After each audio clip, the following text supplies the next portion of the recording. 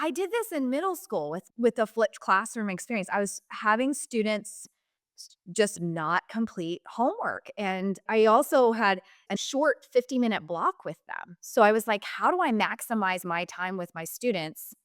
And that's when I started my YouTube channel, my first one. And what I did is I would create really short, succinct lectures about whatever the content was for history. And their homework assignment was to watch it.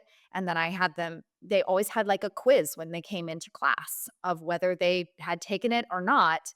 And it was obvious if they hadn't taken it or not. And if they hadn't taken it, then that's what they were doing for the first 10, 15 minutes of class was they could not participate in our primary source activity or our interactive game or whatever we were doing in class until they had their headphones, they had their iPad, and they were watching the YouTube video and they were the notes that the other kids had done.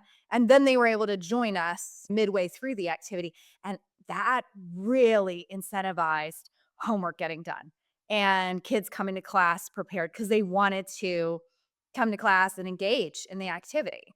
Um, but the punishment wasn't like so severe. It was just like, hey, you've got to do this in order to do this. So you're going to have to do it in class. And that's what I had them do. And it worked. I I can see that being really successful even from the standpoint of like a parent. So I have some students that are children and I don't know that I could do math that they're doing anymore, Yep. right? I'm not really doing pre-calculus or any of that sort of stuff. So I don't know that I could help them with their homework at this point in time. So that really also helps a parent who doesn't know how to do some of the things that their children are doing. Well, here's the teacher actually lecturing on it, and we're going to use the in classroom time to really do some of that, like more in depth practice exercises where you'd actually have somebody like you who knows the material and can help. And then the parent isn't necessarily feeling like they have to stumble through it and, you know, fight through, 40 years of history between them and pre-calculus. I haven't it's not quite 40 years for me, but, it's coming up. I know what you mean. So what was so cool was, I had posted these on YouTube. They were out there. They were out there when COVID hit. And so what was really again, surprising and cool was a lot of parents were using my videos during the 2020-2021 school year. And I even had some teachers reach out and say, hey, can I repurpose your videos to teach my students because they were all Virginia standards, and that. And I said, absolutely, go for it. So you're exactly right. I think there's opportunity for that for sure. Absolutely. I think about it from one more standpoint, and that is, like, I'll just call it new math. It's not really new math, but I know that there's a big hubbubaloo in the community about the way that we teach multiplication or division these days, which is different than the way that I grew up with the standard just memorize math facts. And I watched a few videos of teachers explaining how that number line with the jumps works or how those like grid boxes where you're putting things over.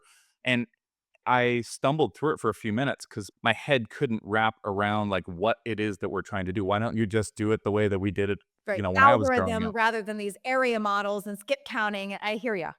Yeah, but when I watched the teacher explain the activity and then explain to the parents why the activity would help later on, it was like a light bulb went off in my head, and I realized that if I had had that kind of math when I was a student, I probably would have been more successful in math because it's almost like I'm equating it to language.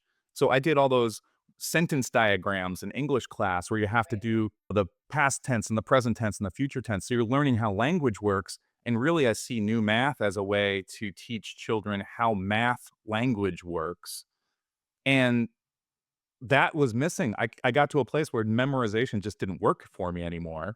But having that teacher explain the why and explain how and then show me, I was like, "Oh, I get it. I understand it." I don't know that I'm necessarily, like, the best person to say that that's either the best way or the worst way to teach math, but I I think it would have helped me. Mhm. And that's another benefit of that flipped classroom is the idea that now you have the expert that's teaching you and is available to help you out when you need it in the classroom, and I think that's terrific, so big fan.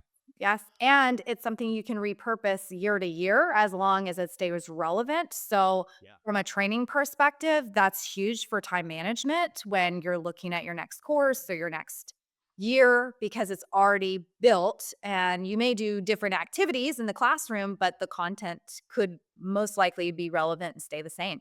Yeah, Yeah. absolutely. I like that you brought that up. Yeah.